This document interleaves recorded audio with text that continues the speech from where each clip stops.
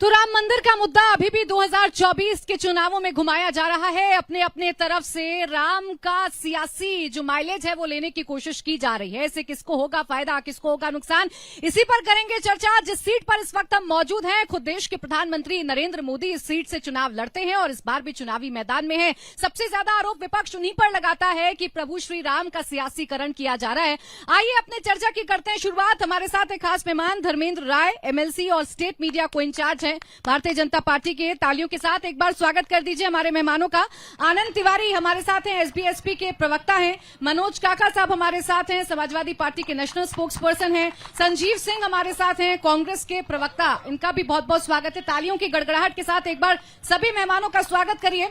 मैं मनोज काका जी आज आप ही के साथ शुरुआत करूंगी। देखिए, प्रभु श्री राम के मुद्दे को अपने अपने तरीके से सबने उठाया और आपकी पार्टी की खूब आलोचना की गई कि जब निमंत्रण मिला तब गए नहीं, और अब कहते हैं कि हमें तो बुलाया नहीं गया। क्यों किया जा रहा है राम पर इतनी सियासत?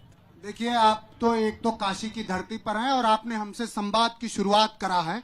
इसके लिए आपको हृदय से मैं साधुवाद देता हूं, चूंकि काशी की और हम सब की परंपरा यही रही है कि हर आगमन का और हर तरह के मेहमान का स्वागत होना चाहिए। आपने राम पे सवाल पूछा है। रामचरितमानस में एक चौपाई है कि दैविक दैविक भौतिक तापा, राम राज नहीं काहू व्यापा।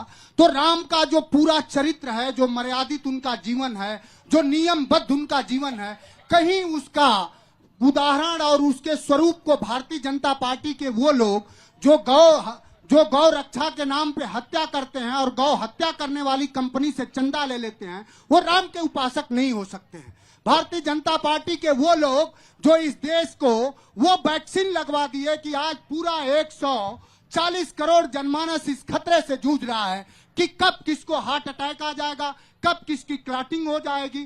तो वो लोग जो मर्यादा पुरुषोत्तम भगवान राम के चंदे से चोरी कर लिए।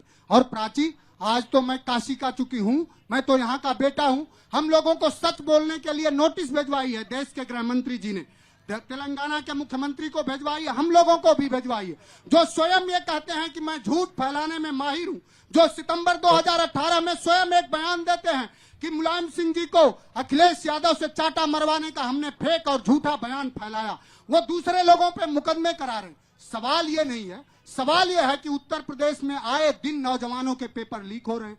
उत्तर प्रदेश के नौजवानों को नौकरी नहीं मिल रही। उत्तर प्रदेश का किसान, चाहे वो बुंदेलखंड का किसान हो, चाहे वो पूर्वांचल का किसान हो, चाहे वो पश्चिम का किसान हो, उसके जीवन में जब आप झांकेंगी तो सिर्फ और सिर्फ दुश्वारियां हैं।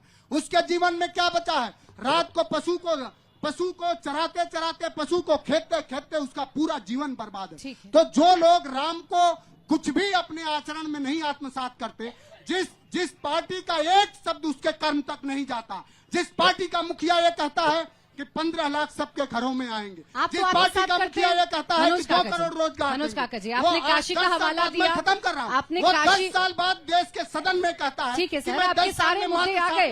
आपने जितनी बातें बोली वो सारे मुद्दे हैं, मैं डिनाई नहीं कर रही, और उन मुद्दों पर भी सवालों का जवाब भारतीय जनता पार्टी से लिया जाएगा। लेकिन मेरा जो प्रश्न था आपसे वो सिर्फ इतना था कि आप तो प्रभु श्री राम के चरित्र को आत्मसात करते हैं, आप तो मानते हैं कि आप तो बिल्कुल उनके पास चिन्हों पर चलते हैं। तो राम के मंदिर से क्यों परहेज हो गया था आप लोगों को?